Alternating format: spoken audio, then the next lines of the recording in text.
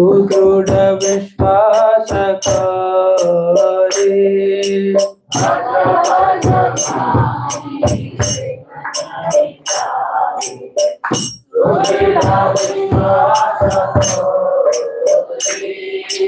विषय छड़िया सिरा से मजिया मुके बोला हरि हरि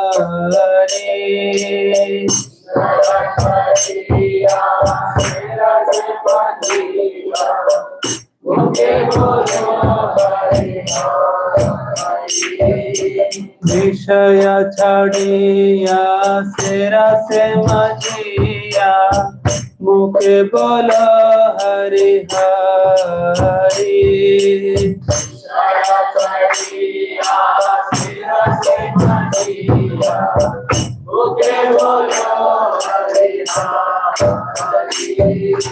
देखो रे भाई चैतन्य निताई हे मन दयाल दाता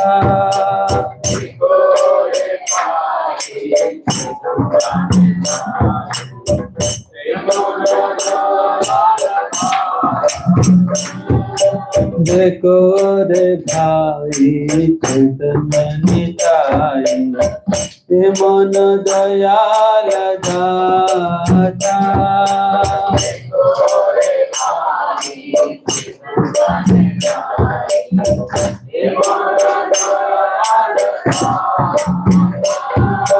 पशु पक्षी झोरे पाषाण विधारे सुनि जरा गुण गाथा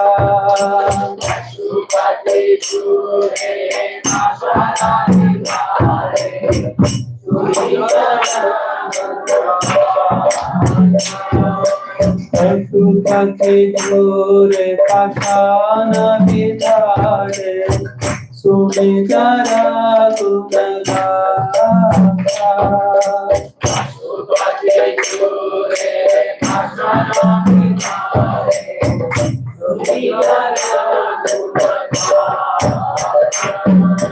संसारे लगे आरुले थोड़ेता से पदा नहीं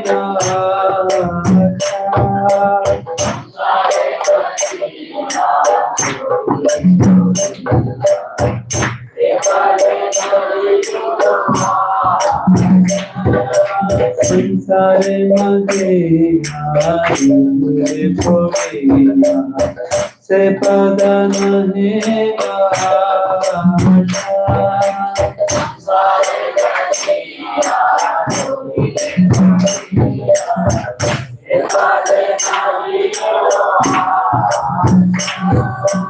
अपन कया माँ पूजा समान कोहे लोचन गासा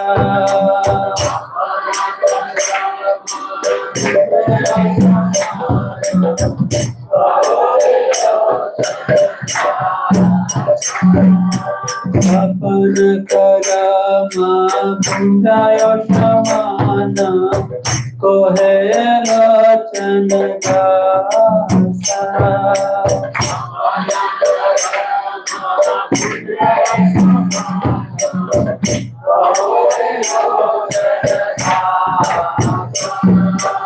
परम करुणा प्रभु Nitai Gaura Chandra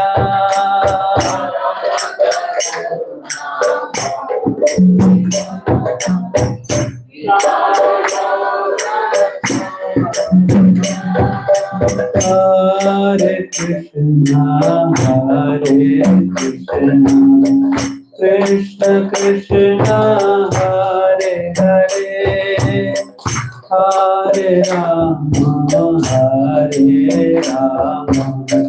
Rama Rama Hare Hare Hare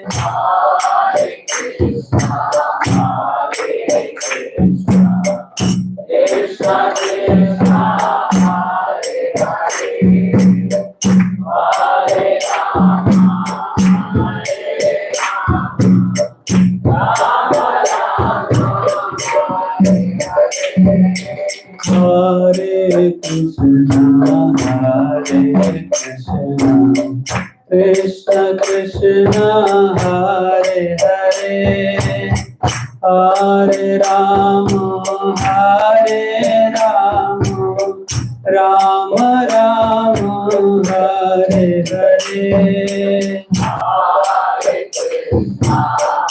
सभी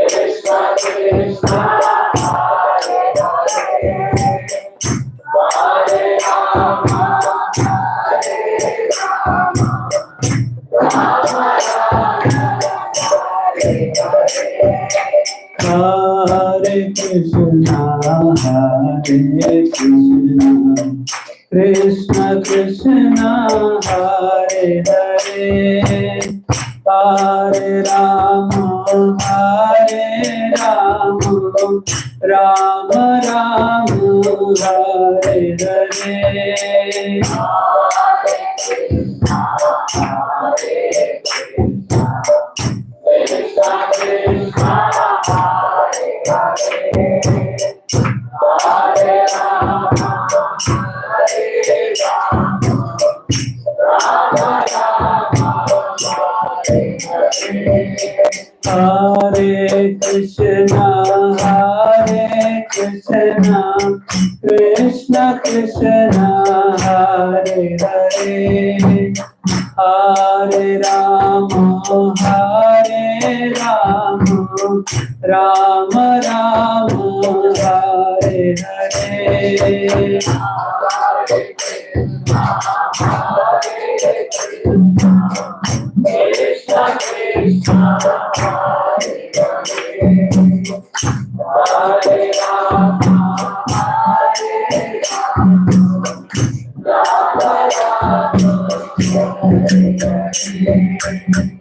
Hare Krishna, Krishna Krishna, Hare Hare, Hare Rama, Hare Rama, Rama Rama, Hare Hare.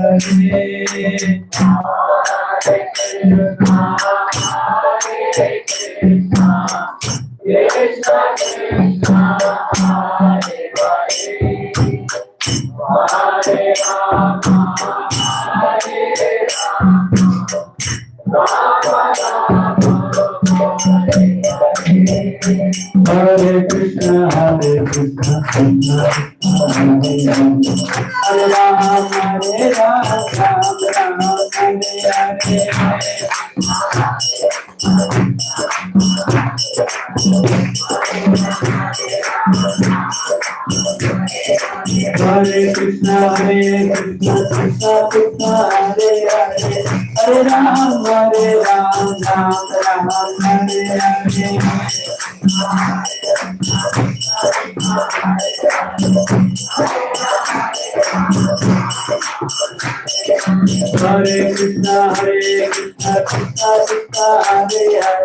Hare Rama, Hare Rama, Rama Rama, Hare Hare.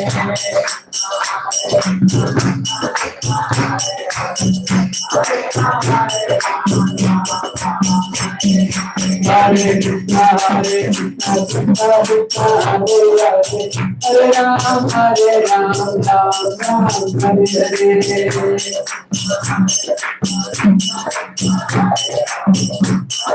Hare. Hare Krishna, Krishna Krishna, Hare Hare, Hare Rama, Rama Rama, Hare Hare. Hare Krishna, Krishna Krishna, Hare Hare, Hare Rama, Rama Rama, Hare Hare. Hare Krishna, Krishna Krishna, Hare Hare, Hare Rama, Rama Rama, Hare Hare. Hare Krishna, Hare Krishna, Krishna Krishna, Hare Ram, Hare Ram, Ram Ram, Hare Hare.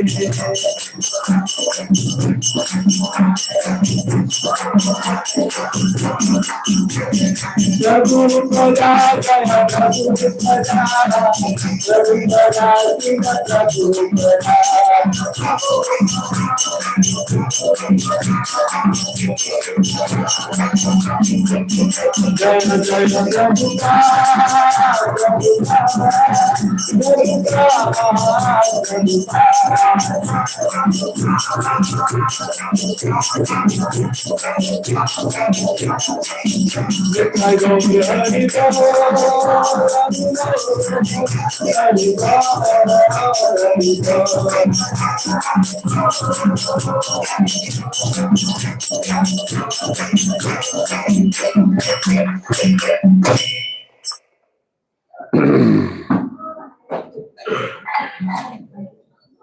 Shri गांधर्व गिरधारी की जाए, श्री गौर हरि की जाए, शुभपाद की आयो प्रेमानंदी।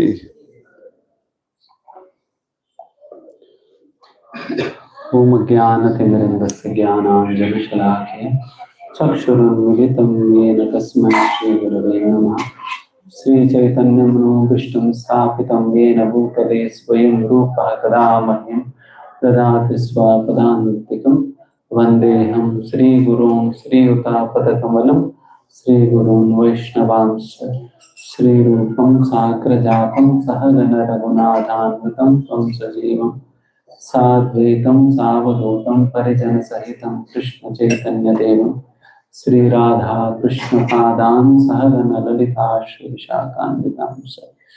हे कृष्ण करुणा सिंधु दीनबंधु जगत्पते गोपेश गोपिकाकान्त राधाकान्त नमोस्तुते।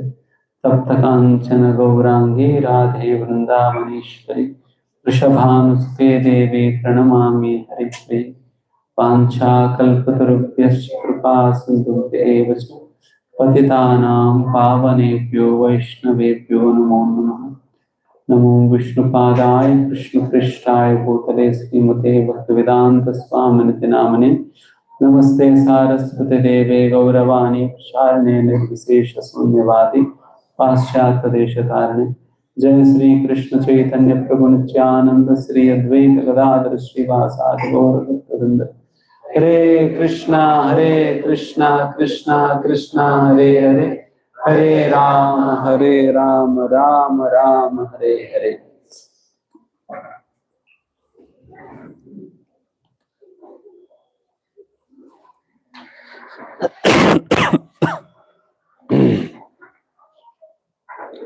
Hare Krishna. So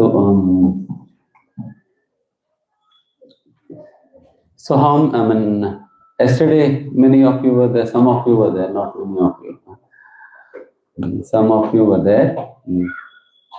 And what did we discuss yesterday? Some of you can share some of the points from yesterday's discussion. We started a discussion with Guru Ashtakam. Guru Ashtakam, the 8 shlokas which were written by whom? Vishwanath Chakravarti Thakur. The first shloka, what did we discuss on that? Samsara Davanalita Loka.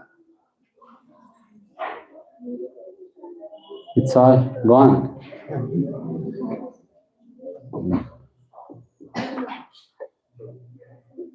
We discussed about the falsity, that what will happen if we recite the prayer and what actually the prayer is. It's about the glorifying the qualities, transcendental qualities of spiritual master.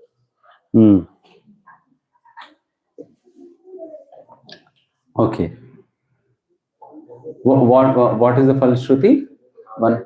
If we recite it daily, then we will get, on death, we will get direct service to Lord. When are we supposed to recite it?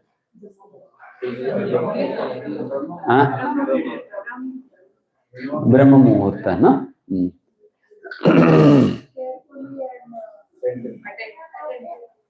Carefully and attentively.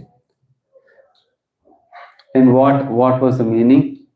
that we discussed. We discussed in elaborate, no?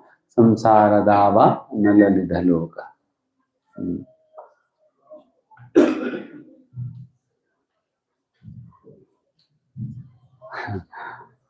Yes. You mentioned that how the forest, like the forest fire, we are also in this all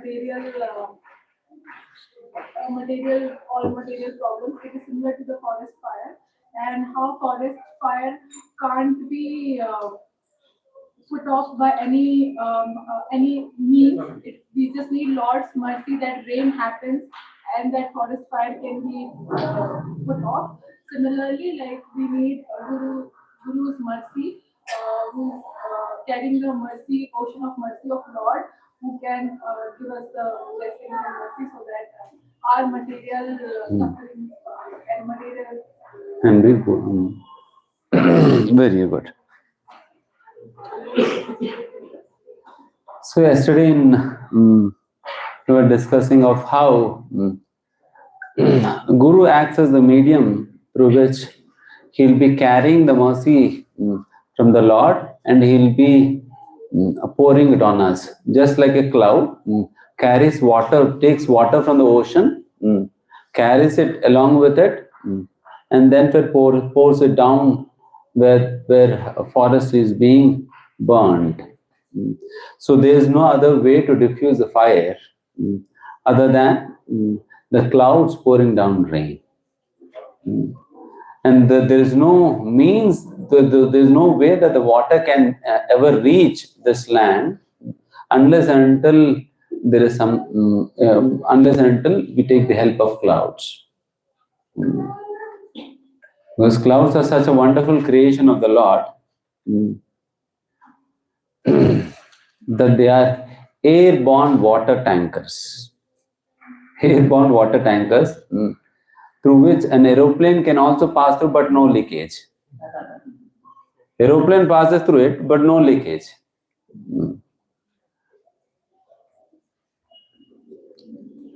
And how does it move? Simply by air.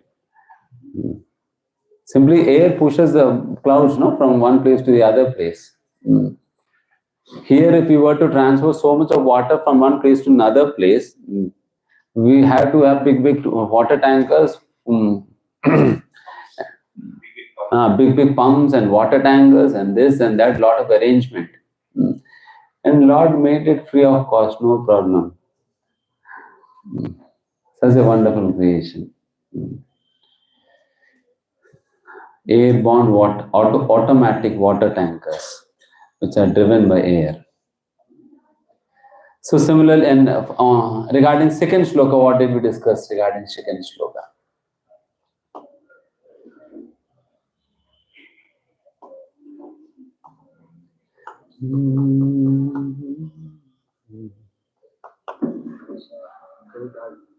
Guru is actually the follower of Mahaprabhu, and he relishes chanting, dancing, even the singing. He relishes that. Guru is one who actually relishes. First of all, Guru is one who actually practices what is preaching, and he does not just practice, but he also relishes while he's practicing.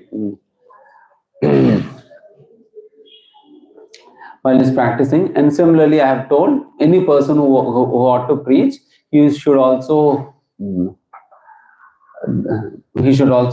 practice it properly. Only then he'll be a proper acharya who will be imparting the teachings by the dint of his own practice.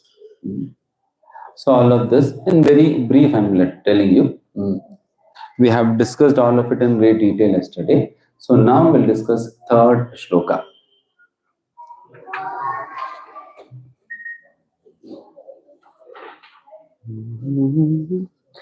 Shri Vigraharadhananityanana Shrungara Tanmandiramajjanado Yuktasya Bhaktanscha Niyunjatopi Vande Guru Shri Charanaravindam.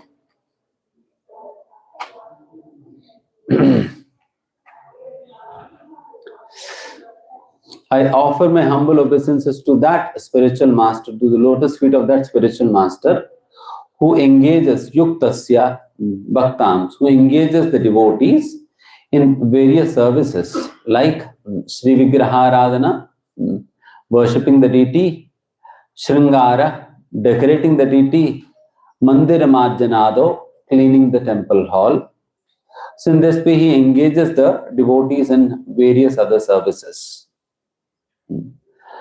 In the last shloka we have seen how Guru bestows mercy upon us by setting the right example. And now in this we see how Guru is bestowing mercy upon us by engaging us in the service.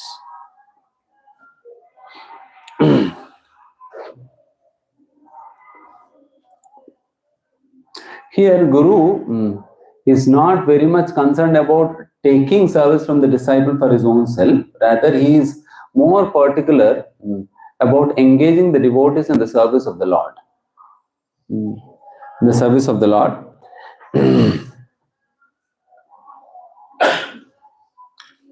So if it were not for the, if we were not engaged actively in service, then will we be able to continuously chant and hear? It is not possible, no, for us.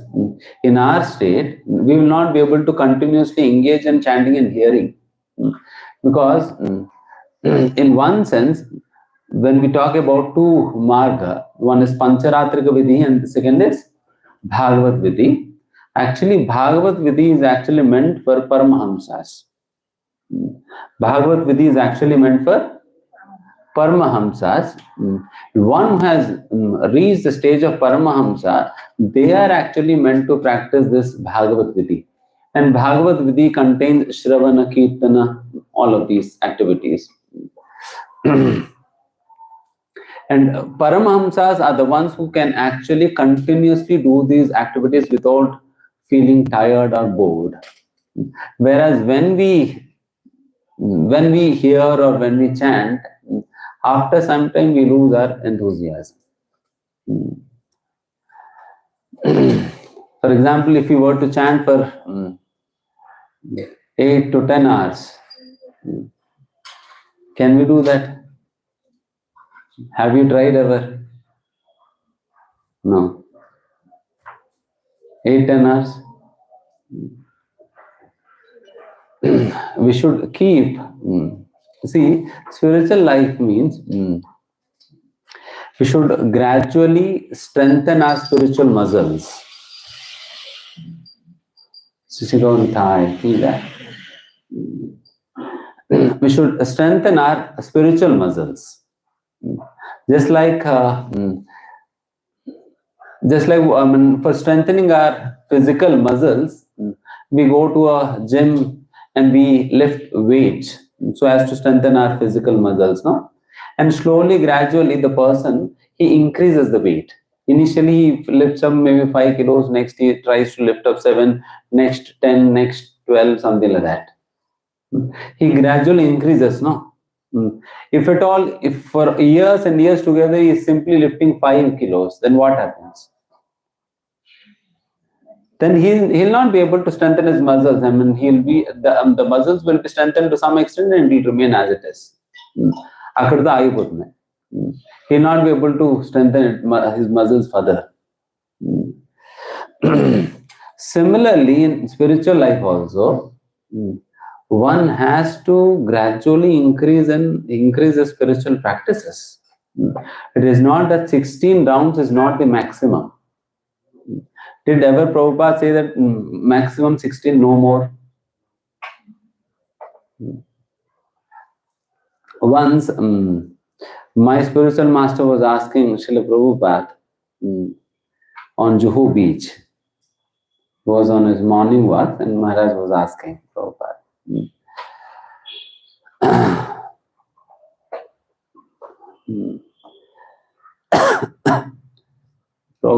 He asked Prabhupada, why this number 16? Why 16? Then Prabhupada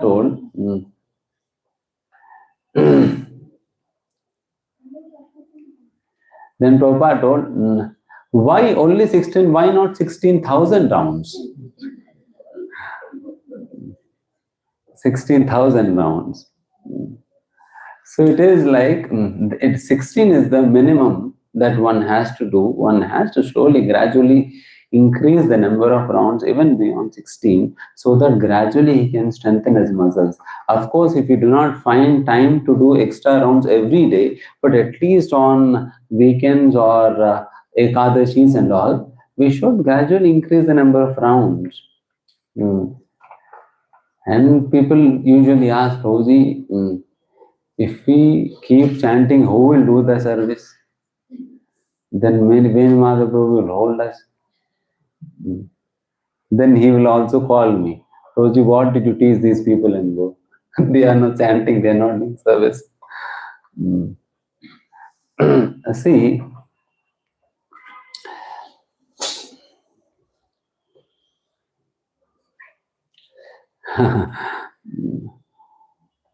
Srila Prabhupada says, our progress in spiritual life means less sleeping and less eating, gradually. Gradually the eating would go down and the sleeping also will go down. In that way you save on time, and when you save time, you can chant more. One is this way. And secondly, it is my experience that if you chant attentively, and if you chant more as well, although you might be having a number of services, but yet you can see how the services will be performed even while you sincerely maintain your count of chanting. What I do is whenever I get a new responsibility, because just like for doing any material activity, we need material strength, right? For doing any material activity, we need material strength. Similarly, for doing any spiritual activity, we also need spiritual strength, right or not? For doing any spiritual activity, we need spiritual strength. So that's why if we were to increase our spiritual strength so that we can do more and more services, then we have to, how do we get that spiritual strength then? By chanting and hearing. By chanting and hearing. So if your chanting and hearing goes down, then your spiritual strength will be less. Then your ability to serve will also go down. So if you get more services and if you wish to do more services, then you'll have to increase your spiritual strength. And to increase your spiritual strength, you'll have to chant more and hear more. Only then it is possible. So that is why whenever I get some new responsibility, I try to increase my rounds. Usually people try to cut down their rounds so that they can save on time and they can do more service.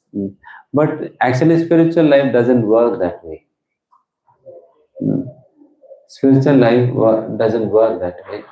It is because we enhance our dependence on Krishna, because it is not that I am doing something. It is actually Krishna who is doing. I am simply assisting Krishna because Krishna wants to fulfill the desire of his pure devotees. Pure devotee has desired something. He has desired to construct a temple.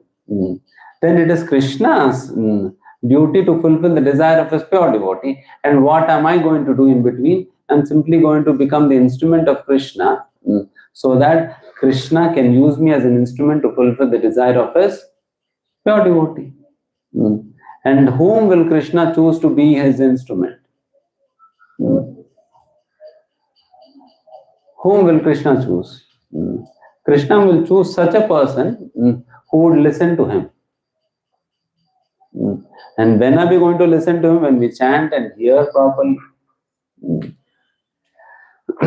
So by increasing, in this way, one can increase his spiritual strength, and by enhanced spiritual strength, he'll be able to do more and more services. more and more services. So in that way, actually this this chanting and hearing is the key for the for our spiritual strength, and our spiritual strength will be the key for doing more and more services.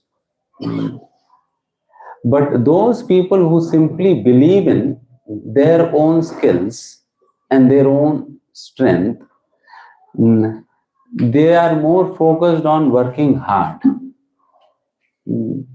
They're more focused on working hard. Yes, we got to work hard, but not at the cost of Shravan and Kirtan. But not at the cost of Shravan and Kirtan. Because this is our core commitment, or this is the basic foundational principles of Krishna consciousness. Shravan Kirtan. So we should not be compromising on that. And that's why even Guru, in the last sloka what we have told, even Guru relishes his own, relishes singing, Kirtan, chanting and hearing and all of this. Guru himself does this. Today morning I was hearing Srila Prabhupada's lecture. The Srila Prabhupada says that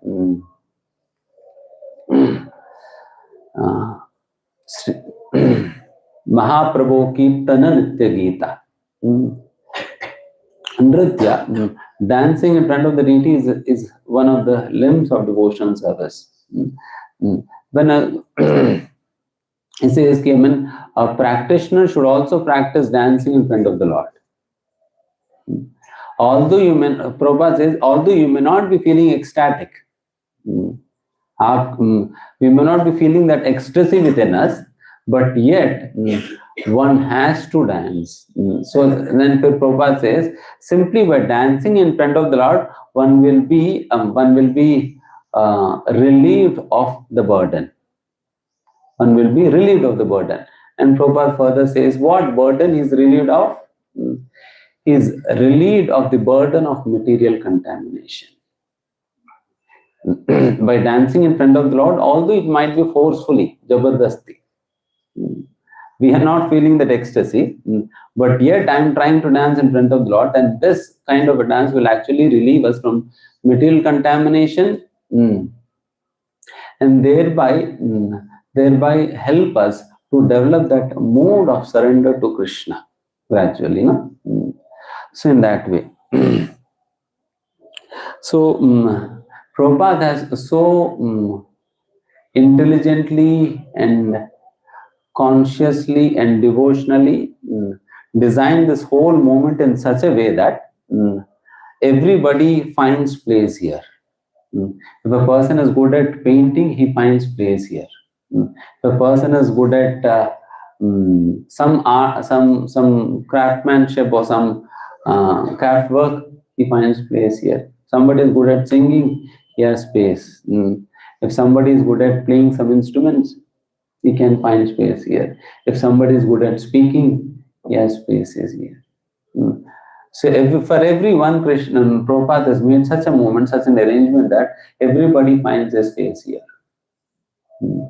And Guru, he very intelligently engages each one of his disciples in various of these services. That is how Sri Vigrahara Dhananityanana Srungara Tanmandir Madhyanado. And because each of these services are absolute in nature,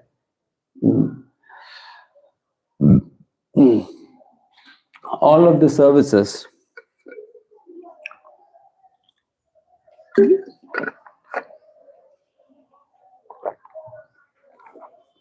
you are all able to understand what I am telling?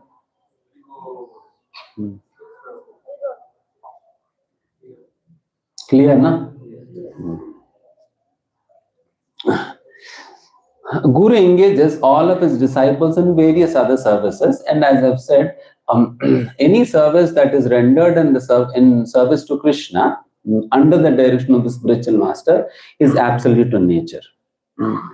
Being absolute in nature in the sense that all of the services are equally purifying.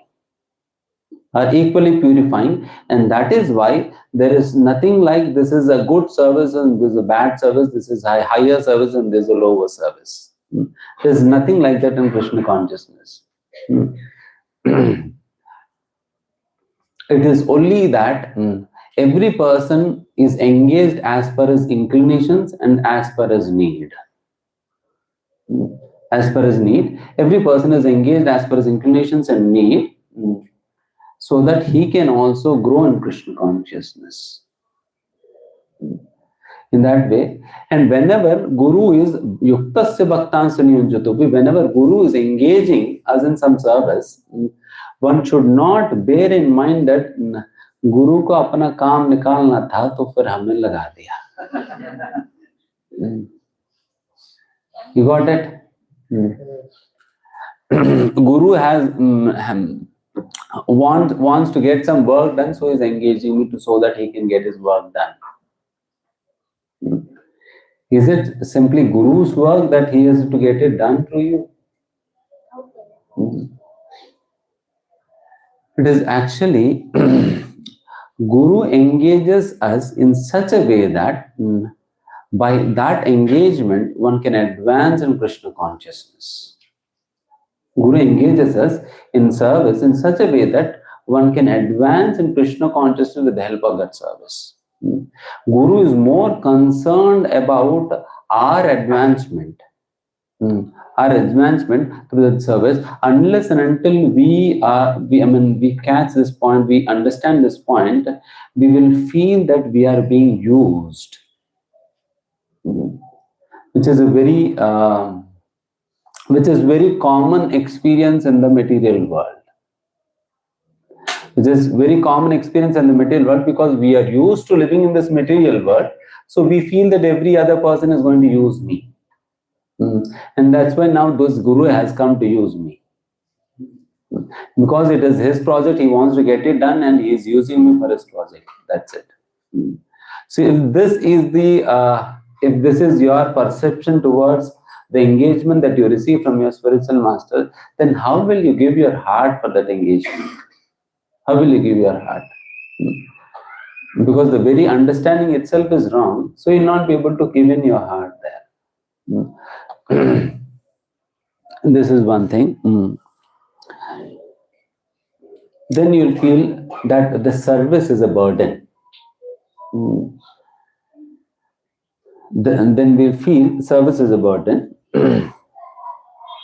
And also we may also start feeling that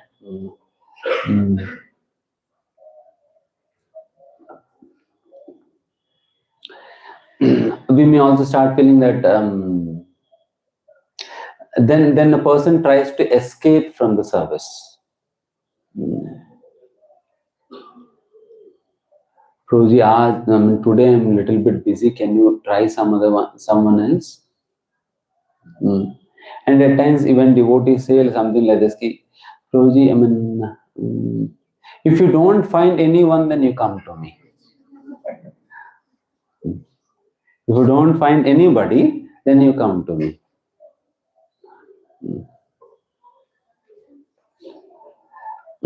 In this way, see,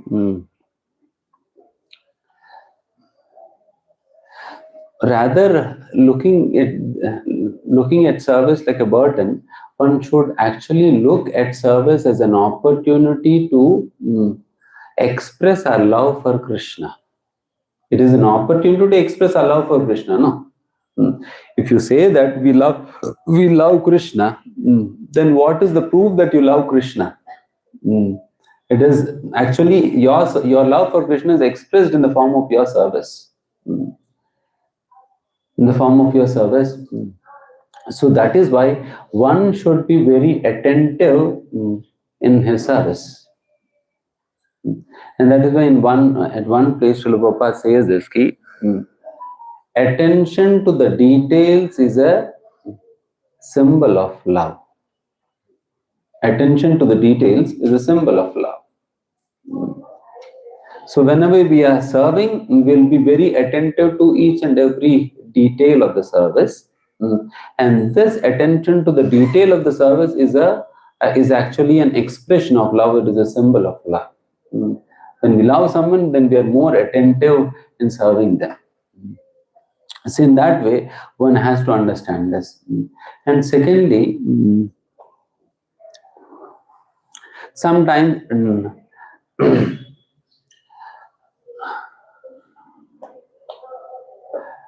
devotees have certain preferences when it comes to service. Yes or no? They have certain preferences. Prabhuji, this one, if you ask them, Prabhuji, can you please do this cleaning? Says Prabhuji, I can do something on the altar, but not this.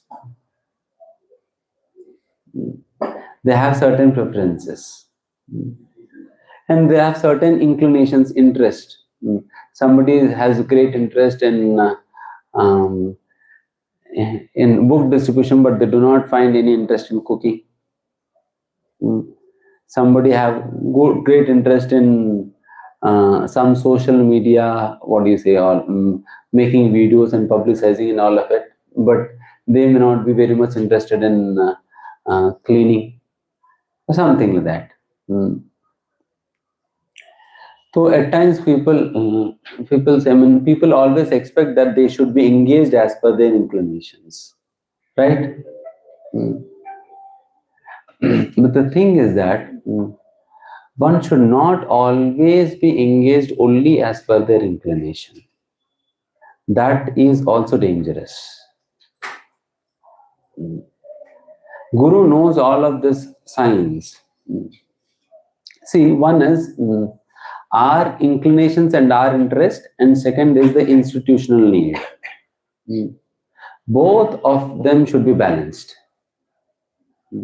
When we are choosing service only as per our inclination and as per our interest, and we are always serving as per our inclinations and interest, most of the time those services will be for satisfying our own ego.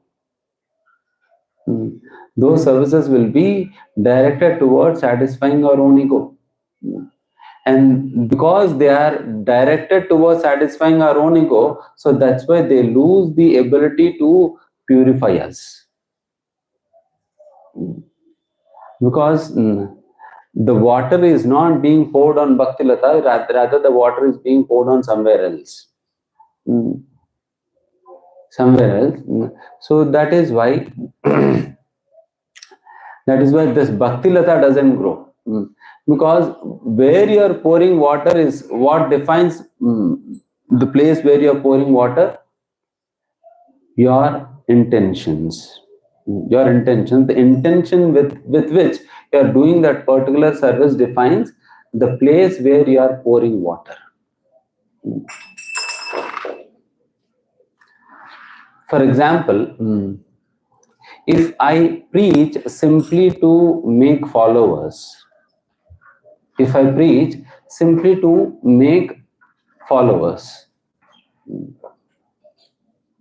then what happens? As my followers increase, will I grow in devotion or what? I'm preaching to increase my followers, then followers increase, then my pride also goes up. That means, where am I pouring water? I am pouring water on pride. All of my efforts are meant to increase my pride. That's all. Then where are you growing in devotion? Because the water is not going there. So in that way, when we simply choose to serve only as per our inclinations and our own interest, then most of the time it will be strengthening the weeds rather than the main Bhakti Lata. So, and a second is the institutional need. We may be interested in cooking, but the institution now requires that you go out and distribute books. We are not very much interested in going out and distributing books. But yet, Because the need of the institution is so that's why I should be doing that as well. But it is again, if somebody is simply focused upon catering to the institutional needs, and he does not pursue some services which are of his own interest, then what happens? Then what is the problem? Then the problem comes in a way that he feels dissatisfied at heart. He feels dissatisfied at heart because he is not finding rasa. He is not finding that ras in the service. Then what he will start doing? He will start peeping out of the boundaries of bhakti, looking back into the material world for ras. He will start peeping out. Let me find some rasa somewhere. Then he'll start looking for some rasa somewhere else, because he is not finding that bliss or that satisfaction here in devotion. That is why he'll start looking elsewhere. So that is the reason I am saying these two things should be well balanced. If you are simply focused on institutional needs and completely ignoring your own inclinations, then you will start looking out in the material world, looking for some areas from which you can derive some happiness or bliss. And if you are simply focused on selfish interest, then you will end up strengthening the weeds, something other than the bhaktilata. So in that way, it is a problem both ways. That's why one has to balance both these things. What are those? One should serve according to his inclination, and one should also serve as per the institutional need. Both of these services should be well balanced. You got this point? Got this point?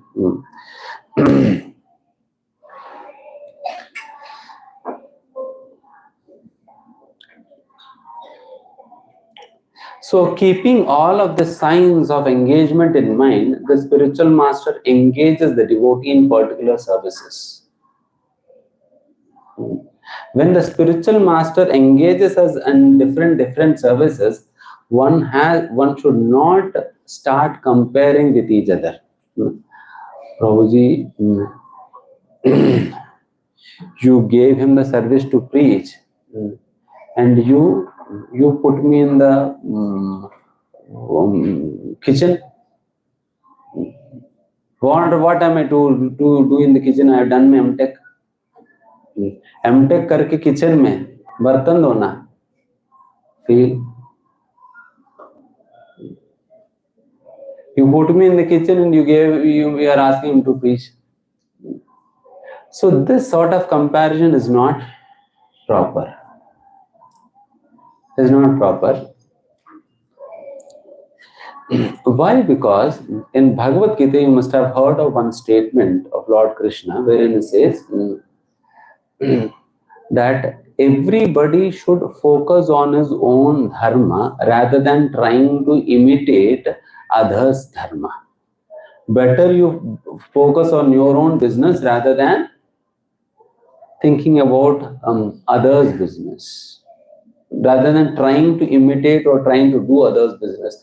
Although you might think that you will be able to do others' business perfectly, but yet you are supposed to do your own business, although imperfectly. You have heard the statement. Better you do your own business, although it might be imperfectly, but still you do your own business. Although you may say that Prabhuji, wo wali seva mujhe denge, to I'll do it very perfectly. If you give me this service, I'll do it perfectly, but still the spiritual master wants you to do this service only. Why? The reason I'll tell you. You have understood the shloka, first of all. Actually, Swadharma acts as a medicine to purify a person. Swadharma acts as a medicine to purify the internal nature of a person. That's why Swadharma is prescribed as per the internal nature of that person. That's why to purify that internal nature, one has to adopt his own swadharma rather than imitating others' swadharma. I'll try to explain this with a small example.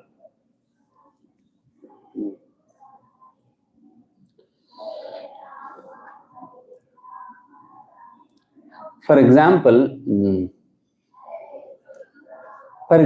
I'm suffering with stomachache. For example, I'm suffering with stomachache. I went to a pharmacy.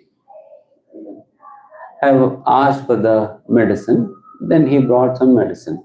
Then I've asked him, Prabhuji, will this medicine taste bitter?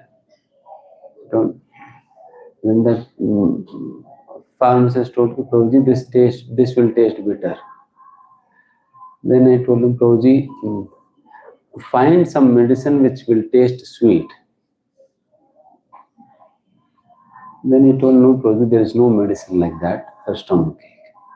Then I showed Prabhuji, वो tonic जो लाल लाल दिख रहे हैं, that red tonic, that seemed to have honey in it.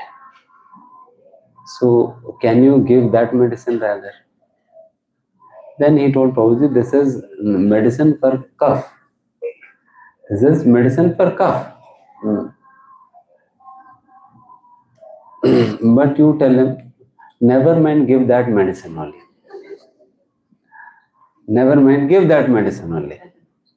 If you give these bitter pills, I will not be able to take. I will take once and I will leave it. But if you give me this tonic, no, which will taste very sweet because it has honey in it, then I can take what to say about 3 times, I'll take 5 times a day.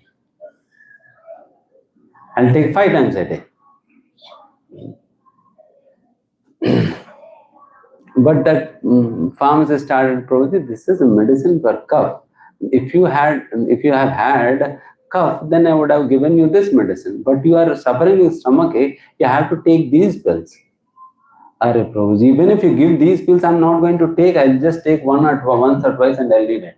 Better you give this medicine. You are able to understand? Although my liking is to have that sweet medicine because it is it is palatable to me, but yet the disease that I'm having is stomachache, and I got to take medicine, something which will cure that stomachache. Although I may not be exactly following you, but at least once or twice, even if I take, at least I start reducing. Even if I take cough medicine 5 times a day, what effect it is going to have on my stomachache? Got it? So similarly, Swadharma also acts like a medicine. There on the medical shop, you will not say, Prabhuji, you are giving that person this red wala. And why can't you give me? Then that farmer says, Prabhuji, he is suffering with cough, that's why I'm giving him that cough medicine. And why the hell that you are comparing your medicine with his medicine? You got to understand?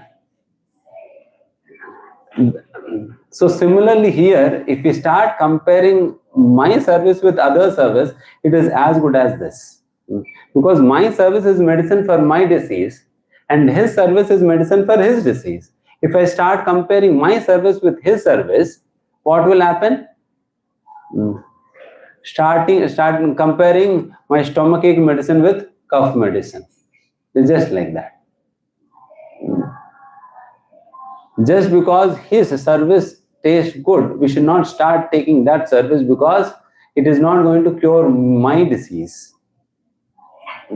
So that's why whatever service we are being awarded by the authorities, by the spiritual master, we should understand that that service is actually meant to purify my internal nature so that I can become more conducive for Krishna consciousness. So that I can become more conducive for Krishna consciousness. So that's why with this understanding, one should accept whatever service is being given without saying some service is better or some service is bad or some service is of my liking and some service is not of my liking. We should not be comparing it with other service and all of this. Rather, whatever is being given to us by the spiritual master and by the authority who are representing the spiritual master, we should be accepting that service and we should give our hearts to do that service. Got this?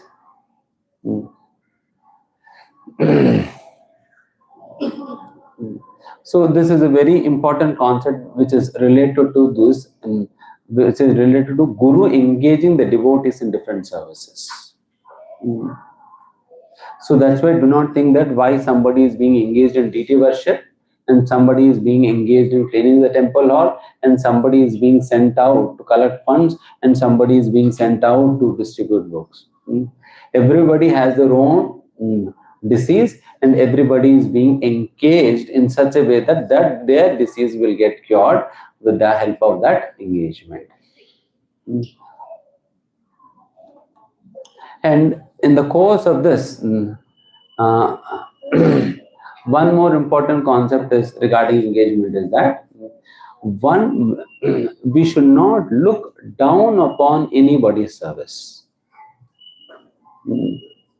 We should not develop any sort of superiority complex. Just because I am a temple president, I should not look down upon somebody who's cleaning the floor. Somebody who's cleaning the floor, I should not look down upon and say, I'm a temple president and he is a simple worker cleaning the floor.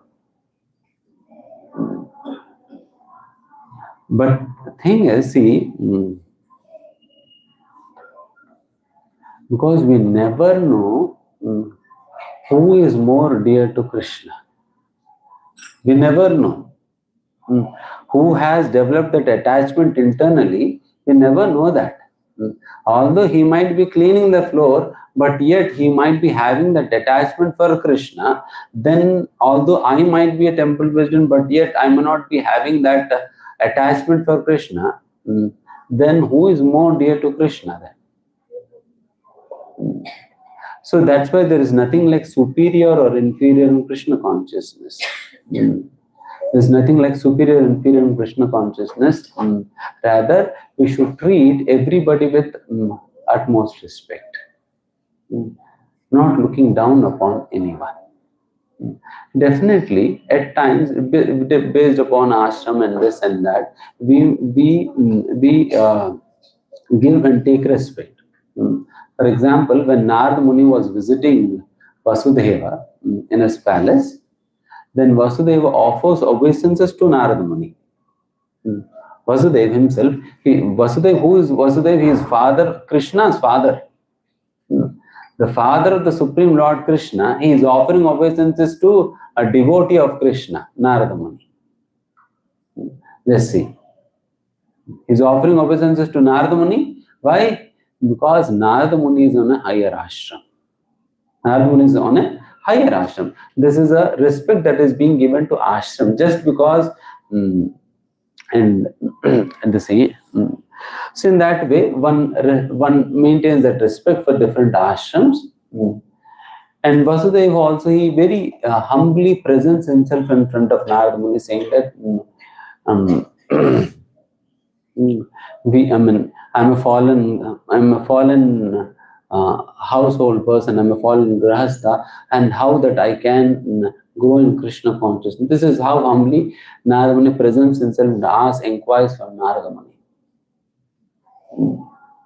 This is how he inquires. See, in that way, we maintain that respect when it comes to different ashrams and all. But yet, when it comes to service, one should not maintain any sort of superiority complex or inferiority complex for that matter. Because at times people nowadays people start measuring their devotion on different scales. For example, if I have greater number of followers on my Instagram, then I become a better devotee. Just because I have greater number of followers. If my video has reached on to maybe say a few lakh people, then I become a better devotee. So these are not actually the real measures of our devotion. No. Our devotion will be measured by the humility that you maintain in spite of having a higher position. Your greatness will be measured in your ability to tolerate most provoking situations. That's the definition that Prabhupada gives for a great one. Prabhupada says the greatness of a person can be estimated by his ability to tolerate most provoking situations. This is the definition of greatness. The greatness of a person can be estimated by his ability to tolerate most provoking situations. If you simply measure your advancement on the scale of number of followers and that, actually you get irritated and disturbed and agitated by little things, because all of those follower base will simply increase your pride. So that way,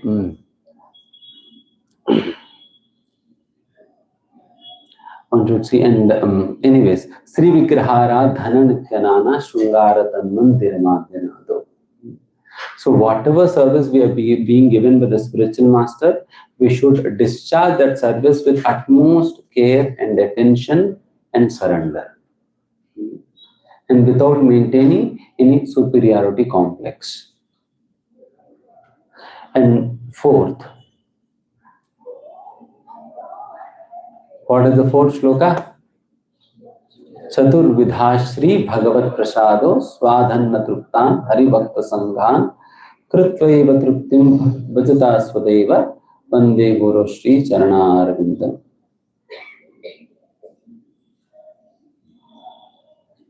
This is all visible up there on screen. Okay.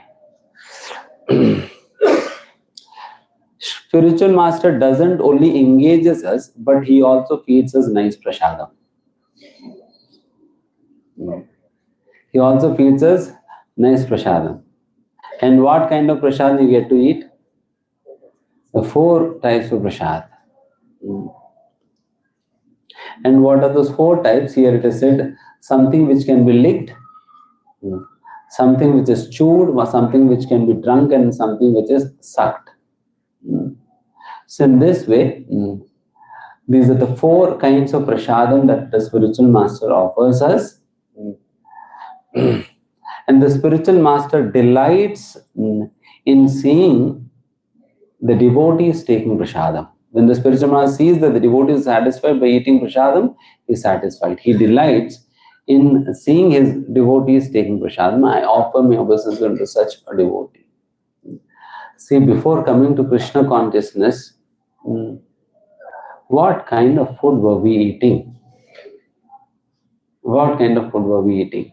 And now, after coming to Krishna consciousness, when our taste buds have evolved, and we started tasting some really delicious food stuff. And many such food stuff we get to eat, which we haven't eaten before coming to Krishna consciousness. So many delicacies we get to eat here.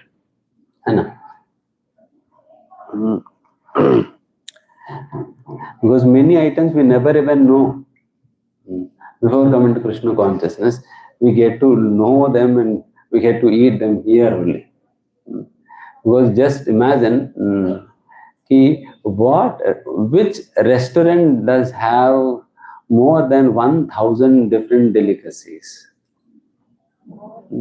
No restaurant. It is only ISKCON restaurant has. Whenever some Janmashtami or Purnima or this or that comes up, then people offer thousands of delicacies to the Lord. And you will be surprised to know that once in Mayapur, they made 1,008 items out of Ekadashi.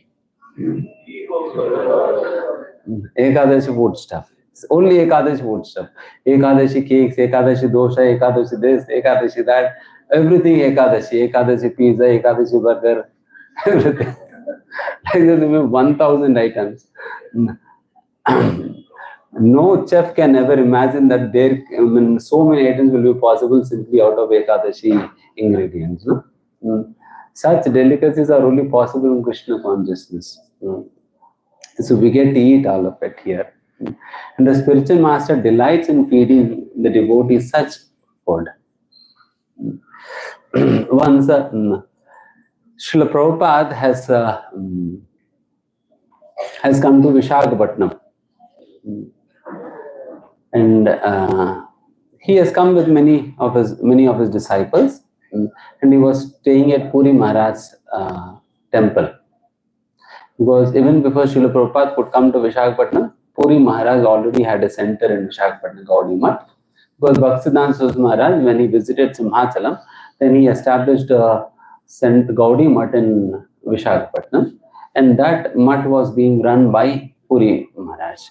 And Srila Prabhupada has very good relations with Puri Maharaj, and Srila Prabhupada stays along with his disciples in that Gaudiya Math.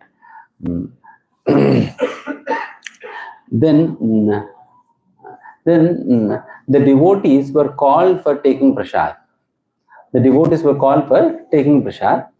Prabhupada told all of his disciples, now you all just observe what are the standards of prasadam that are being followed here. You simply observe that. Prabhupada told his disciples. And the disciples went, they sat for taking prasad, and one devotee and a couple of devotees from the Math, they have come and they started serving prasadam to all the devotees. And they were going around, again and again to each of the devotees and asking for more and more prasadam, and they were giving. And Srila Prabhupada, he sat in front of all the devotees who were taking prasad. He was sitting and he was not taking prasad. Srila Prabhupada sat there and they started saying, "Acha, inko thoda zyada chawal do, give him more rice. That person, he don't have any dal, give him dal. And the sabji, he is eating without sabji, give him sabji. And sweet, give him 2 more gulab jamuns here." So in that way, Prabhupada himself was asking the servitors to give more prasadam to each of the devotees. So that's how Prabhupada was ensuring that. Actually, he was that there. This very shloka which is said, no, Krutvaiva truptim. The spiritual master is satisfied when he sees that disciples are satisfied in taking prasadam. And this is the satisfaction that Prabhupada is deriving here when he is instructing the people around distributing prasadam to distribute prasadam, more and more prasadam to each of the devotees there. So in that way, and after all of the prasadam was distributed, then everybody got up and they went, all their hands. And then Prabhupada again called all of them. Now you all go and see what is happening there in the prasadam hall. Then they saw that whatever prasadam was little here and there left, these people who were serving prasadam, no, they somehow gathered all of that little prasadam, and they put it on their plate and they were eating. Then Prabhupada told, see, this is the standard of distributing prasadam. This is the standard of Vaishnava Seva. First of all, these devotees cooked for all of you, and they personally served each of you, and after you were satisfied to your fullest extent, and whatever has remained, they have started taking only after you got up and only after you left. So in this way, they are taking. So this is the actual standard of distributing prasadam. So in that way, Prabhupada himself has delighted in seeing his devotees being satisfied when taking prasadam, and he is also teaching his disciples to learn how the standard of prasadam distribution is. But nowadays, the culture has changed a bit different. wherein we feed the servitors before they distribute prasadam. Before they even start to distribute, we first of all ask Prabhuji, pehle aap baith jao. Well, first you sit down, we will feed you prasadam, then later on you can distribute. So that they can distribute wholeheartedly.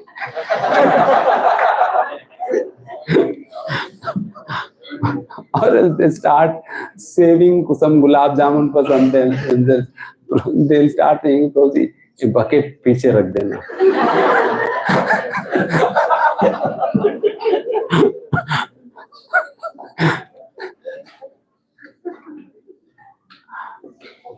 Because gulab jamun is getting overseas, he is asking to sideline that bucket. At times people start giving half gulab jamun, then quarter gulab jamun. Because people are after. That's why many years back, during Prabhupada's disappearance day, ISKCON used to offer free prasadam to all the sadhus of Vrindavan. So tens of thousands of people, sadhus used to come to take prasadam, and all the devotees from NCR region, they used to go distribute prasadam. I mean, at least 1,000 volunteers used to be there simply distributing prasadam. More than 1,000 volunteers, and 2,000 volunteers used to be there simply distributing prasadam there. Then we also used to go there. Even before the sadhus were fed, we were fed to our neck. First, you all eat to your neck. Whatever item you like the most, you eat. No problem. Then at least then you start feeding them to their satisfaction. Then karchi bhar ke kheer denge. Then you'll start serving kheer up the full spoon, or else you'll start serving half spoon and 1/4 spoon. So that way. And swadhanna truptan hari bhakta sangan. Swadhanna truptan. One should actually relish the taste of prasadam. When we relish the taste of prasadam, it is not any sense enjoyment. Because we should relish the taste of prasadam, meditating that this prasadam has been tasted by Krishna himself. And now that this food contains the saliva of Krishna, and Krishna's saliva is the source of all different tastes. So that's why this food has become even more tastier than earlier by having the touch of Krishna. So in this way, one can meditate upon Krishna eating prasadam, and then he can eat prasadam. So that's why swadhanna trupta. One should relish the taste. At times we see people, they are in such great rush eating prasadam. Such great rush. In 5-10 minutes they will finish prasadam. So how we are.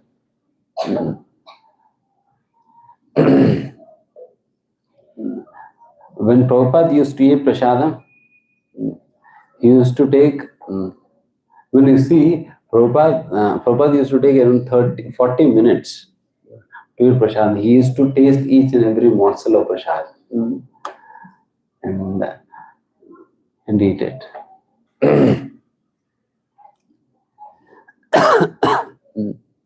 Because eating prasadam is also a service, no? Eating prasadam is also service, and that at least that we can do it attentively. Anyways, chanting we cannot do attentively. But at least eating prasadam is something that it is which is within our capacity to do with attention. So better to do that with attention then.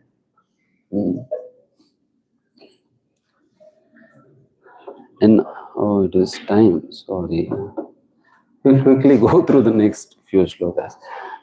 Sri Radhika Madhava Yoraparo Madhurya Leela Guna Rupa Namna Pratikshana Swadhana Lulupasya Vande Guru Shri Charnaravinda.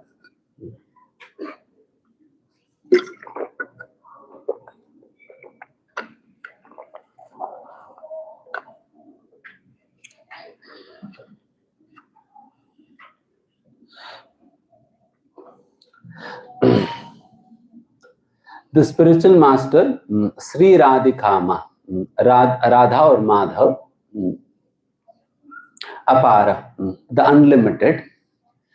The spiritual master is interested in reciting the or hearing or reciting the glories of the pastimes, qualities, form, and the names of the Lord. And that too, he relishes it at every moment. Pratikshana swadhana lulupasya. At every moment he relishes. And such a spiritual master, I offer me obeisances unto such a spiritual master. So while singing this, we should be grateful to the spiritual master, thinking, meditating upon his wonderful gifts to us in the form of Nama Rupa Gunu Leela. If it were not for spiritual master, how would we ever get to know about Nama Rupa Guna Leela of the Supreme Lord? So that's why this is a great mercy that Guru is bestowing upon us by sharing with us this remnant, this Nama Rupa Guna Leela of the Supreme Lord.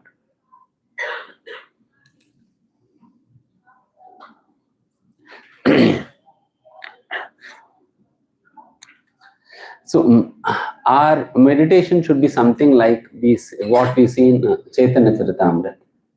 Chaitanya Charitamrita, Krishnadas Kaviraj Goswami, definitely the book is very wonderful, the pastimes are very wonderful.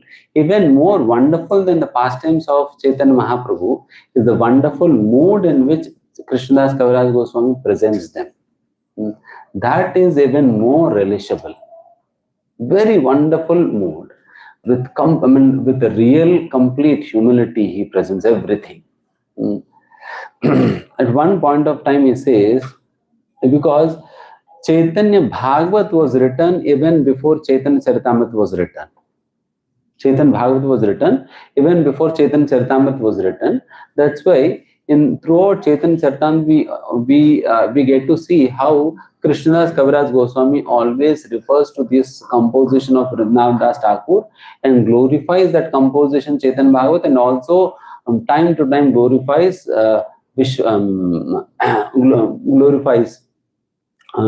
Vrindavan Das Thakur for his nice composition. And one point of time he says, see his mood.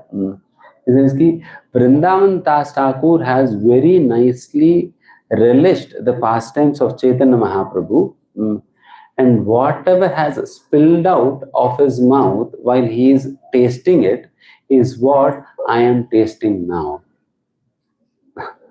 Whatever has spilled out is what actually I am tasting now. So in that way, whatever the spiritual master is tasting, the Nama Rupa Guna Leela of Krishna, and whatever his remnants are, we taste that. We taste that.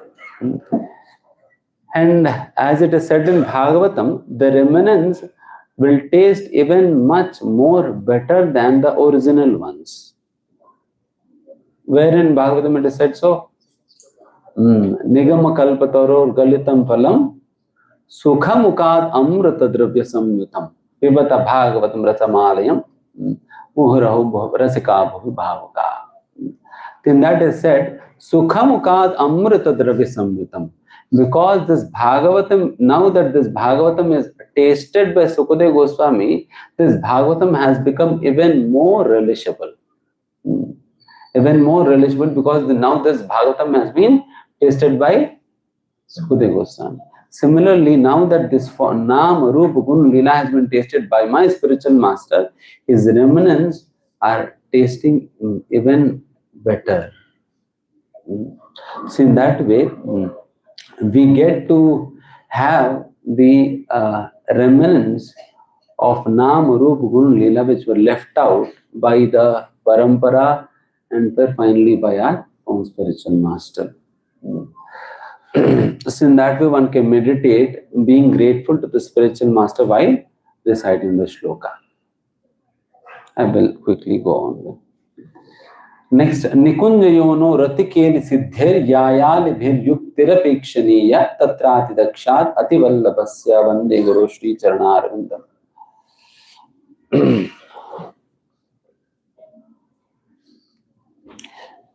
This is one way of looking at the identity of the spiritual master. The shloka reveals the identity of the spiritual master, wherein it is said that a spiritual master should be seen as a personal maid servant of Srimati Radharani. He should be seen as a personal maid servant of Srimati Radharani. And what does a personal maid servant do?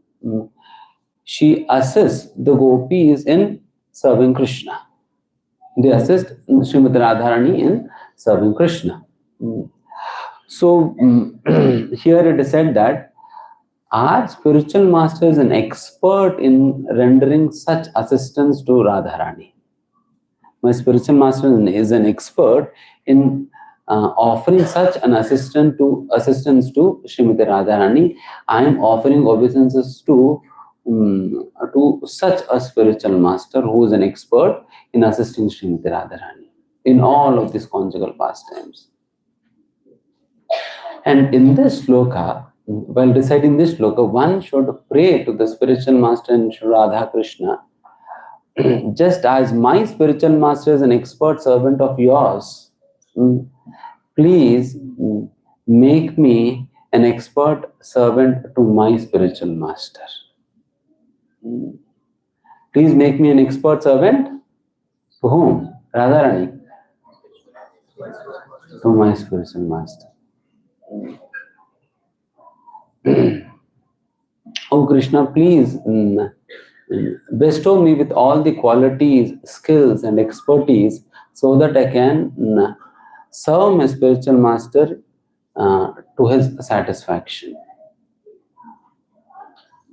So in this way one can meditate and pray to the Lord for enhancing his mode of service, enhancing the skills and enhancing the expertise to serve the spiritual master. Because our spiritual master himself is an expert. Daksha. Tatrati dakshar ati vallabhasya.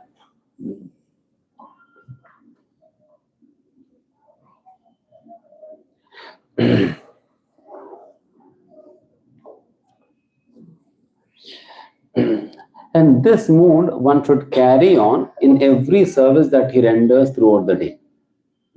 This mood one should carry on in every service that he does throughout the day. For example, if you're doing deity worship and if you're offering bhoga, then you should meditate upon this mood. Yes, my spiritual master is an expert servant to gopis who are in turn servants to Srimati Radharani. I am assisting my spiritual master, so that's why I will request my spiritual master to offer this bhoga to further on to Krishna. So in that way, we do not consider ourselves qualified enough to offer bhoga directly to the Supreme Lord. Rather, we always consider ourselves to be servants of the spiritual master. And I offer the bhoga to my spiritual master, he offers it to his own spiritual master, and he offers it to others. And in that way, it goes up the parampara and finally to Radharani, and Radharani will offer it to Krishna. Because if I go and directly offer to Krishna, Krishna will ask, who are you? What will I say? Who are you? I have no identity. I have no identity. So that's why whenever we go to Krishna, we go via the parampara. That's why there's one lecture of Prabhupada. Don't jump to Krishna. The title of the lecture is this: don't jump to Krishna. Because people usually have the habit of jumping. Usually in IT software companies, people jump from this company to that company, that company to that company. They keep jumping. But here, Prabhupada says, don't jump to Krishna. Go via medium. Go through the spiritual master, go through the parampara. Actually, this is the way that is described by Chaitanya Mahaprabhu also when he says, Gopi Bhattur Patakamali Dasa Dasa Anudasaha. one should consider himself to be the servant of the servant of the servant of Krishna. In that way, I mean, this is the mood that many of the Vaishnava acharyas have exhibited. Even Raja Kulashekara Mukundamala Sutra, he says, कि मत जन्मना फलमिदं मधुकैतबारे मत प्रार्थनीय मत अनुग्रह एष एव तत् भृत्य भृत्य परिचारक भृत्य भृत्य भृत्यस्य इति मां स्मर Loknath.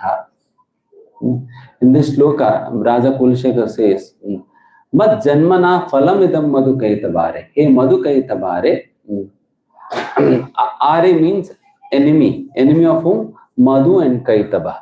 Because Krishna is the one who actually killed Madhu demon and Kaitaba demon. That is why it's called Madhu Kaitabare. Hey Krishna, mat janmana phalam. I consider this to be the fruit of my entire life. Mat prarthaniya, and all my prayers are meant for this. And mat anugraha, I consider this to be your utmost mercy upon me. What? When you consider me as Pat Britya Britya Paricharaka Britya Britya Britya Cheti Mansmara Lokanada. When you even consider me to be the servant of the servant of the servant of the servant of the servant of the servant of yours, even if you consider me like that, then I'll consider to be the success of my life, then I'll consider it to be your greatest mercy upon me. And I'll consider that all my prayers have been answered in this form. So this is the kind of mood that our Vaishnava acharyas used to exhibit. And similarly here also we should understand that yes, my spiritual master is an expert, so I am assisting him. In that way, we will be able to imbibe this mode. It's already 11, and just quickly go through the last two.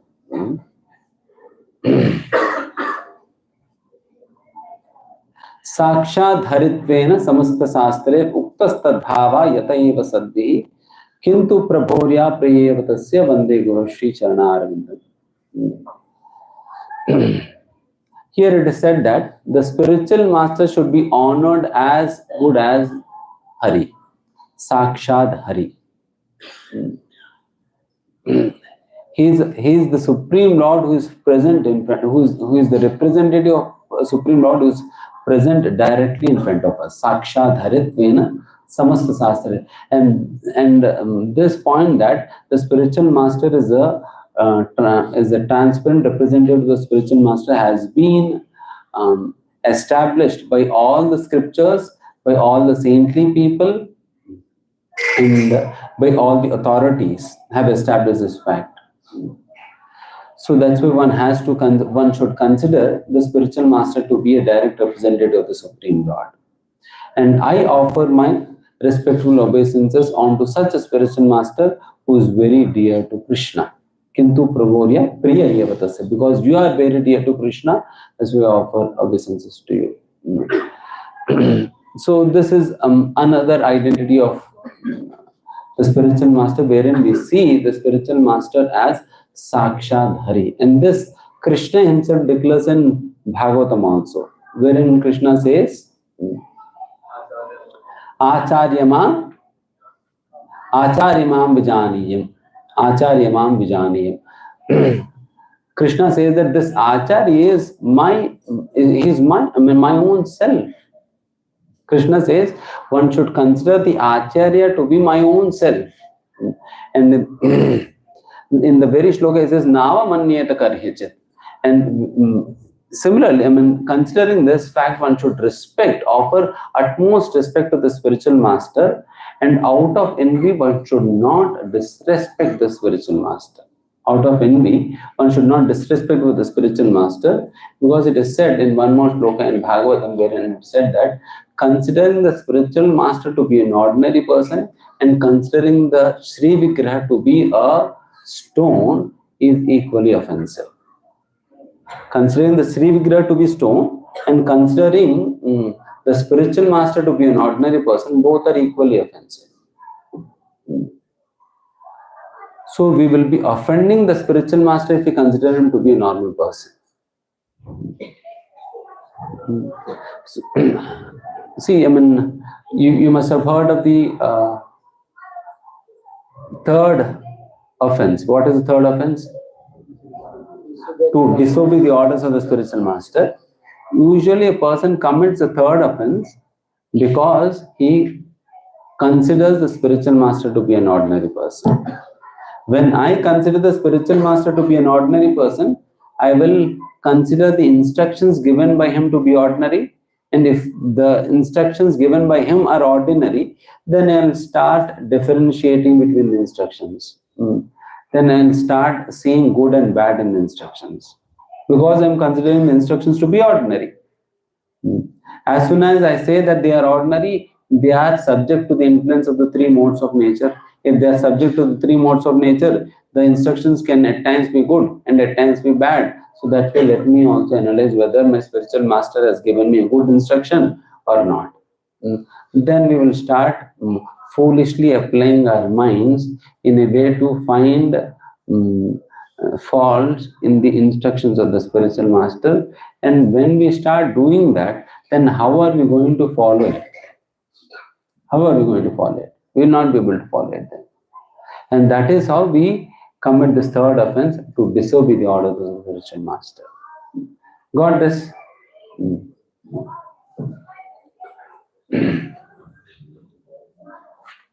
And last shloka, yasya prasadat bhagavat prasado yasya prasadan nagati kutopi dhyayam suvansasya yashastri sandhyam vande guru shri charana arvindam.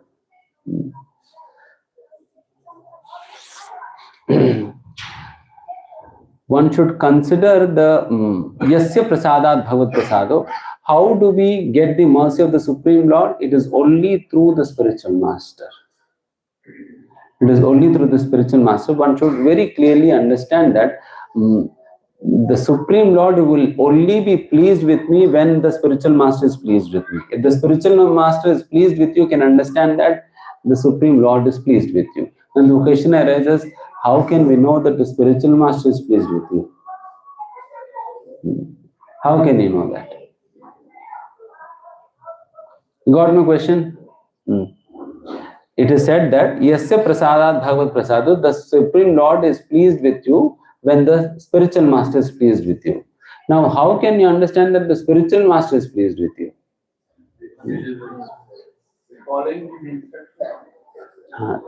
Yes, that is there by following his instructions, but is he pleased by our following or not? By our service or not?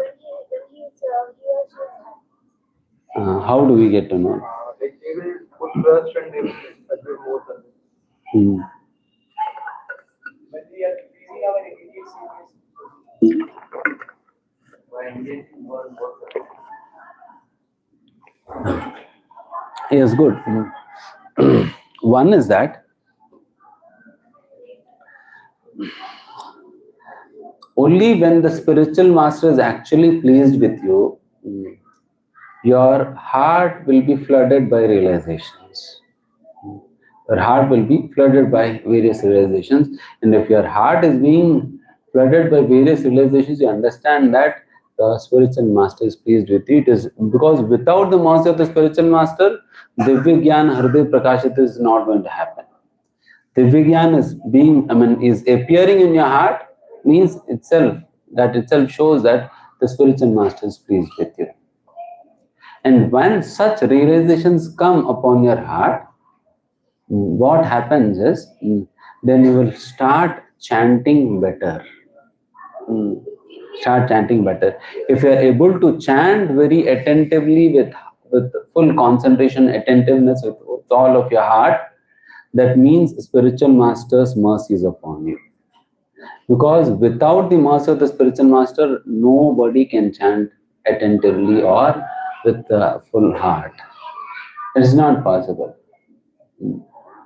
These things we can very easily verify. You get to know whether you're getting realizations or not, and you also very well know how you are chanting. So with this, you'll be able to make out whether spiritual master is pleased with you or not. This is one thing. And secondly, when the spiritual master is pleased with you, he develops trust upon you. When he develops trust upon you, then he will be giving you more and more responsibilities. He'll be giving you more and more responsibilities, because trust is something which is developed after long years of observation. Because it is not very easy for somebody to trust some other person. If the spiritual master is giving you very responsible services, that means he has developed the trust upon you. He's developed the trust upon you. So this is also one of the symptoms that the spiritual master is pleased. Because obviously, when are we going to give any responsible service to any person? When we trust that person, then only we will give that responsibility to him. Yes, Prabhuji, please handle this. You take care of this. I know that you will be handling this very properly. So with that trust, we offer that service to him in that way.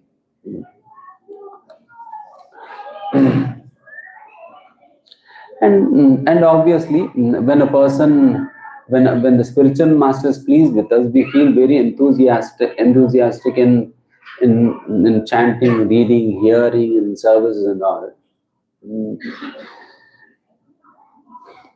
And these are all different ways in which we can see that the spiritual master is pleased with us and he is bestowing mercy upon us.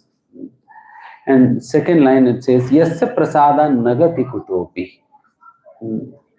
One should desperately feel that there is no other way that he can save himself without the mercy of the spiritual master. When we sing this stanza, one should meditate upon holding the lotus feet of the spiritual master. We should pray to the Lord that, please, oh Lord, please help me hold tightly onto the lotus feet of my spiritual master so that I do not fall down. Because once Prabhupada says, one should hold on to the lotus feet of the Supreme Lord so tightly that he cannot fall down. Holding on to the lotus feet of the Supreme Lord tightly means holding on to the spiritual master's lotus feet tightly. So if we hold the spiritual master's lotus feet tightly, then we are not going to fall down. And when are we going to hold it tightly? When we understand that this is my only shelter. When we feel that this is, he is my only shelter, the lotus feet are my only shelter, so I should hold on to it as tightly as possible, because if I'm going to leave it, then I'll fall down back into this material world, then I'll be burnt alive in this forest fire of material existence. So if I were to save myself, then I have to hold on to his feet very tightly. So in that way, dhyayan suvansasi yashasri sandhya. In that way, one should meditate on the glories of the spiritual master at least 3 times in a day. 3 times in a day is minimum. 3 times in a day is minimum. Actually, one should meditate upon the spiritual master all the day long. All the day long. In every service that you do, because ultimately any service that you're doing, what for are we doing those services? We are doing those services as an offering onto the spiritual master, no? So how can we ever forget that very person onto whom we are doing these services as an offering? So that's why one has to remember the spiritual master all the day long without forgetting him, every moment. Once Srila Prabhupada has come to Mayapur, and he has come to Mayapur Chandrodaya Mandir via that road. And when we come by that road, we have to cross by Chaitanya Gaudiya Math, no? We have to cross by Chaitanya Gaudiya Math, and then we go to Mayapur Chandrodaya temple. So that way Srila Prabhupada came. And Prabhupada, straight away in his car, he went into Mayapur Chandrodaya Mandir without going into Chaitanya Gaudiya Math. When many of Bhakti Siddhanta Saraswati Maharaj's disciples saw this, they started talking ill about Srila Prabhupada, saying that, see how arrogant this person has become. See how arrogant this person has become. He did not even stop to offer obeisances to his spiritual masters. No, Samadhi. Because Chaitanya Gaudiya Math, what do we have? Bhaktivinoda Maharaj, Samadhi is there. No. This person has become so arrogant that he did not even stop to offer obeisances to his own spiritual master here. And he has got so many disciples, and see what is happening to him. Then people started talking ill about Srila Prabhupada. Then somehow or other the word went here, there, and finally it came to the ears of Prabhupada. Then Prabhupada also heard this, that many of his god brothers are talking like this about him. Then Prabhupada told one important thing. There was never a moment in my life when I was separate from my spiritual master. There was never a moment in my life when I was separate from my spiritual master. I'm always under the shelter of my spiritual master. I'm always carrying him in my heart. And this was the mood that Srila Prabhupada used to carry. And for such a person who's always carrying, for such a person, all of this upcharakata, it's not a compulsion on him. Because he's always carrying the spiritual master in his heart. And it is not simply some words that Prabhupada is simply speaking out like that. Rather, you can see in many of the lectures that Srila Prabhupada has given during the appearance and disappearance days of Bhaktisiddhanta Maharaj, you often get to hear that Srila Prabhupada literally starts crying sitting on Vyasasana. While speaking about Bhaktisiddhanta Maharaj, he starts crying. And every credit that was offered to him, he always used to pass it on to Bhaktisiddhanta Maharaj. It is only by the mercy of my spiritual master that this dog of my spiritual master is able to do this thing. He always used to feel that way. He always used to give credit to two people. One is Bhaktisiddhanta Maharaj, and down the line he used to offer all credit to his disciples. He used to keep none for himself. He either used to give credit to his spiritual master or he used to give credit to his disciples, and he used to consider his own disciples to be the representatives of his spiritual master. He used to consider his own disciples to be representatives of his own spiritual master. He used to think that it is the arrangement of my spiritual master. It is actually Bhakti Siddhanta Saraswati Maharaj is one who actually arranged for all of these people to help me, to assist me to propagate this mission, to fulfill his desire. If Bhaktisiddhanta Maharaj would not have arranged for these devotees, then how would this old man do anything? So in that way, he used to consider his own disciples also to be representatives of spiritual master. So this was the mood that Prabhupada used to carry. And that is what is being told here. Yasya prasadat bhagav prasado, yasya prasadan nati kutopi.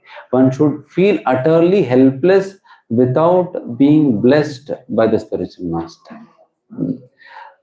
So in that sense, whatever success that we might achieve in the course of our services, whatever success we might achieve in the course of our services, we should always meditate and think that it is actually the mercy of my spiritual master that I am able to do these things. Or else, if not, how can this dog do these such great things? What value do I have to do these things? It is actually my spiritual master who is enabling such a fallen soul like me to do these things. or else this fallen soul cannot even deliver his own self, then what preaching is going to do? What preaching is going to do when he is not even capable of delivering his own self? And this is the mode that Srila Prabhupada is teaching us. Srila Prabhupada is teaching us. And this is how one should understand that Yasya Prasadat Na Gati Kutopi. There is no other shelter for me. There is no shelter. There is no other shelter than me for me. So in that way, one should all the time feel utterly helpless in Krishna consciousness. And this utter helplessness will enable us to depend completely on the spiritual master. This will help us understand how dependent we are on the spiritual master. And this full dependency on the spiritual master is our real independence. Is a real. This way, one place, Prabhupada says, real independence is to declare full dependence on Krishna. Real independence is to declare full dependence on Krishna. And full dependence on Krishna, how can we fully depend on Krishna directly? We depend on Krishna by depending on the spiritual master who is in front of us. So that's why real independence is to declare full dependence on the spiritual master. And that is what is being told here. Yasya prasada na gati kutopi. There is no other shelter for me than you. Because, see, this is also one important thing that actually these two relations are eternal. One is our relation with Krishna, and second is our relation with our spiritual master. These are the only two eternal relationships in this material world. Every other relationship is temporary. These two are the eternal relationships, and that is the reason one has to invest all of his energy, time, attention, everything to enhance, develop, strengthen these relationships. Because ultimately these relationships are what going to come to our rescue at the time of need. Our relation with our spiritual master and our relation with Krishna. And in one book written by Gaur Govind Swami Maharaj regarding Guru Tattva, he mentions that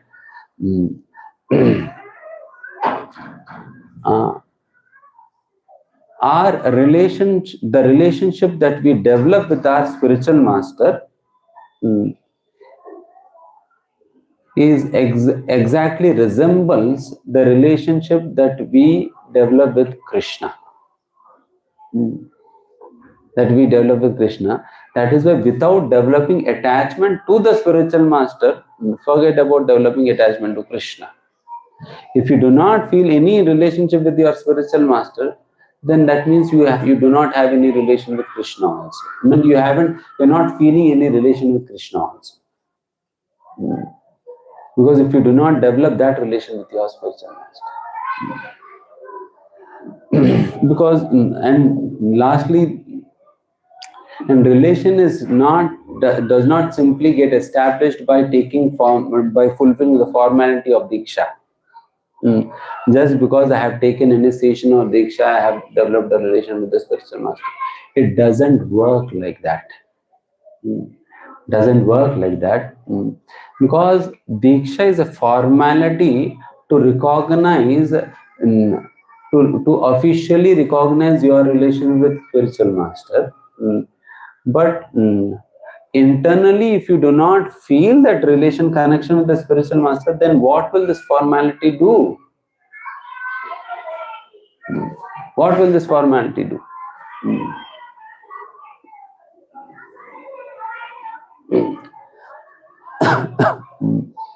If a man and a woman get married officially, they get properly registered in the registration office and this and that, all formalities of marriage are fulfilled properly, but they never come together.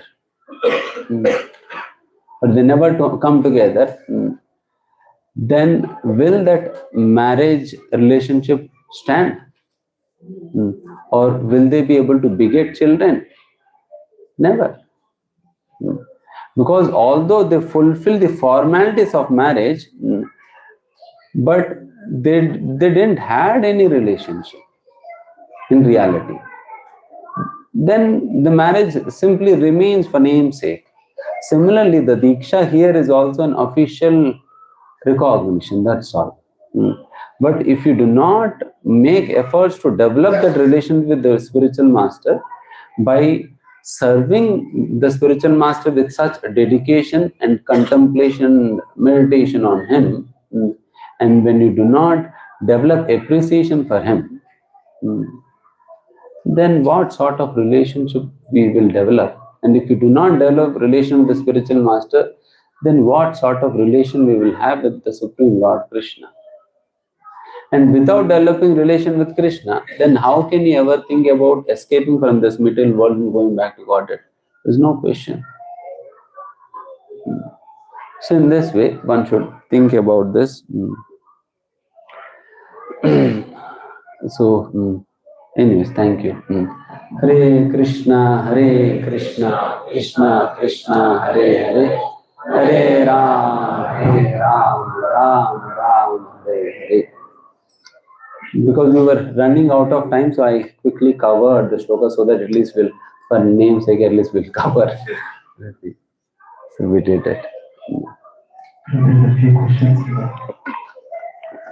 So thanks a lot for sharing your religion and beautiful narration and attachment to Guru and disciple. It's really beautiful. Thanks a lot for that.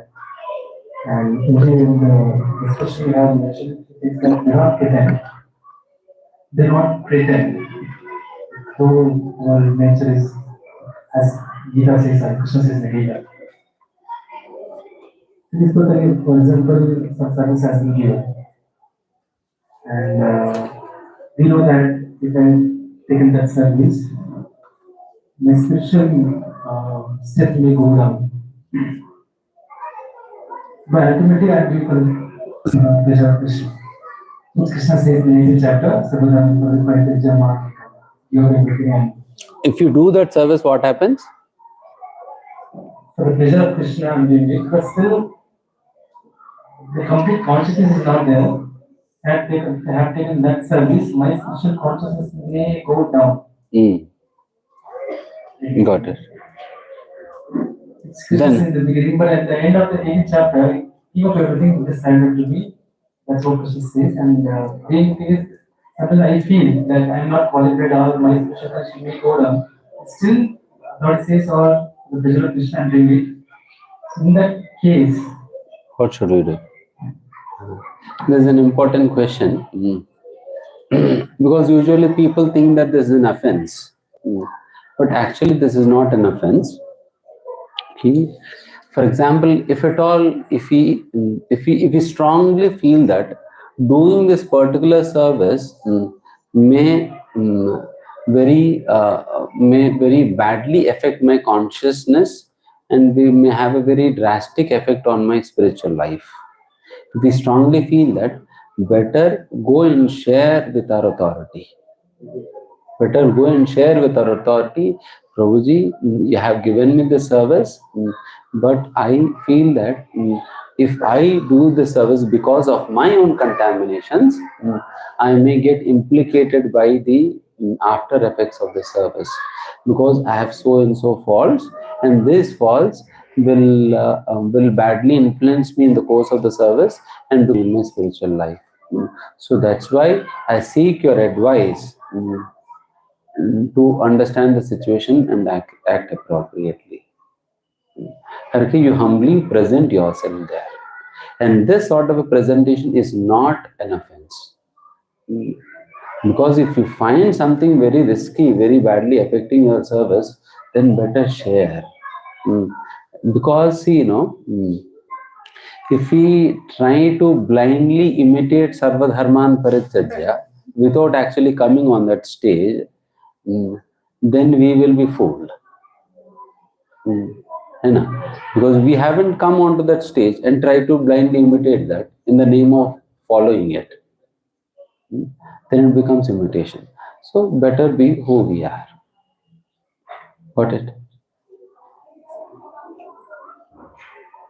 But still, if the authority of the spiritual master, even after understanding this implication, if he still recommends you to do that, then we do it. We do it and we seek his help. Prabhuji, if you so much want me to do this, I'll do it for your pleasure, but I seek your shelter. I seek your help so that you please save me, because this thing can happen with me. Please help me from that. Just because you strongly want me to do this, I'll be doing it, but there is a risk involved, and you please help me out with it. So put the ball in his court. Thanks a lot, Prabhu. That's a beautiful. The second question, Prabhu. They yesterday had the class project. Mentioned that service, any service that we do, should increase our enthusiasm from the actual service. So, factoring and sharing with the Prabhu, when we engage in many services, when an individual engages in many services, that's the enthusiasm goes down. Then, what if I need to take a break? Increase my sadhana, focus on that, again come back, then do service. Is that okay or?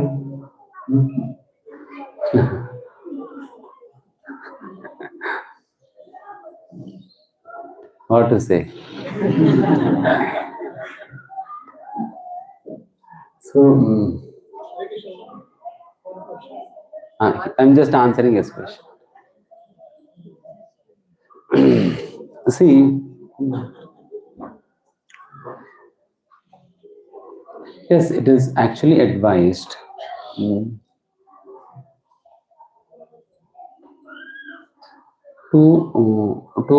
maintain the balance of sadhana and service.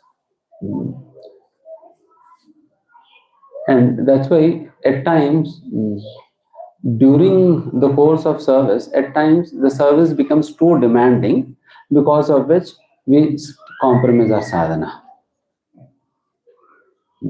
I would try, tell one example also. Even in the case of Bhakti Siddhanta Saraswati Maharaj, whenever Janmashtami used to come, services used to be too many, and he got to meet so many people in this and that, and that's why Bhaktisiddhanta Maharaj also used to reduce the number of rounds in Janmashtami. Ideally, he used to do 2 lakh rounds, 2 lakh names, and on Janmashtami he used to do around 1 lakh also. So in that way, he used to bring down just for that one day. Again, from the next day onwards, he used to start with it. So in that way, at times when the service is too demanding, for that particular day, we might slightly compromise. But immediately we should begin with it. But always remember that mind will always play games with us. Mind will always play games with us, always bringing up some special case. Prabhuji, today is really special case. Your day is so hectic. How can it be humanly possible to do so many rounds and so much of hearing and so much of reading and so much of services also? How can it humanly possible? Ultimately, you have only 24 hours. So in that way, at times, mind also starts playing different games. So for that, unless and until we are utterly honest, we cannot play around with mind. So that is the reason we always take advice from a senior authority. As long as we find ourselves very weak in fighting our mind. Because if 2 people are together, then 2 together can bang the mind. So one thing. And secondly, if your sadhana is being compromised for multiple days like this, then it would again affect the quality of your service. That is why one should better fix targets, for weekly targets for sadhana, Yes, weekly I am supposed to do so much of hearing, so much of reading, so many extra rounds. If at all you got to compromise any day during the week, one day we take permission from the authority and disappear. One day we take permission from the authority, disappear, go into some park somewhere, some gufa, sit down and finish our sadhana.